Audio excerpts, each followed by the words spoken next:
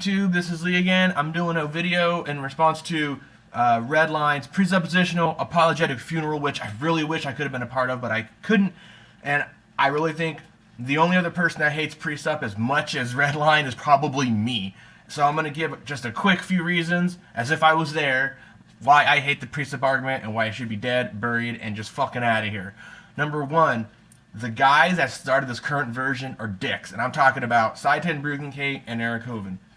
These guys are at the top of the scumbag list as far as duping really gullible religious people out of their money to sell DVDs. They are just the worst kind of individual that I can think of.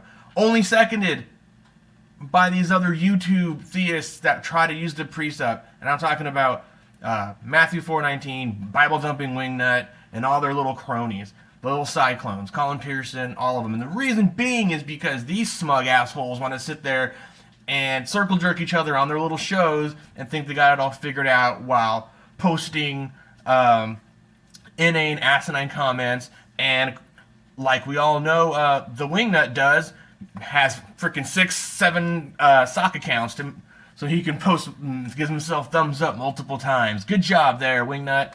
Good job. So the second reason that I think that this thing should be dead and buried is because of the fact that it's not even a goddamn argument. Pun intended. It is a series of empty assertions, special pleading. It's just the whole thing, circular reasoning. The whole thing shouldn't even be entertained. It's not an argument. There's nothing about this that is an argument.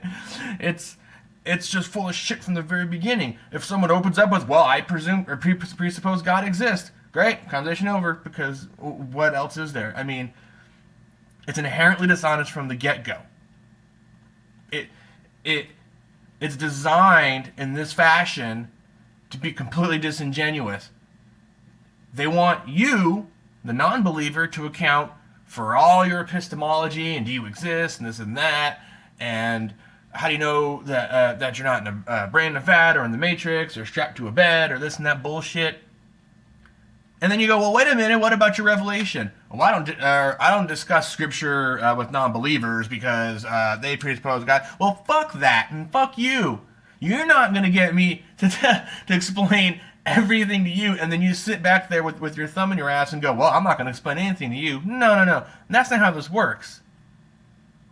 So, in short, this hypocrisy that goes on with the presupp argument makes it not even an argument. It's at best a barely coherent position based in circular reasoning, baseless assertions, and special pleading. And that's all it is. This argument was dead on arrival. Granted, it made us think about our epistemology and that sort of thing, but in a sort of a circus freak, like, secondary way. You know what I mean? Like, it's not like this argument came about and everyone's all, they have a good point. I should really consider it. It's like, well, no, I mean, if you're going to ask me, how do I know I exist? And how do I know that? How do I know that? And how do I know that? And how do I know? Okay, yeah, we got to come up with answers for it. That's fine. And we have. In many different ways. You know, Ozymandias Ramses II has refuted it. Alex Botten has refuted it. And they haven't refuted it in the same way. This argument is freaking dead. I don't even know why anyone would even want to walk into a room and go, well, I presuppose God exists, and if you want to argue against him, you have to borrow from my worldview. What the fuck? So, this is me taking a shovel, fucking digging that grave, burying it, taking a piss on it, and walking away. This is Lee. Hey, if you like it, go ahead and respond. Give it a thumbs up. If not, give it a thumbs down. Comment if you got the fucking balls to. And I'll check you later. Bye.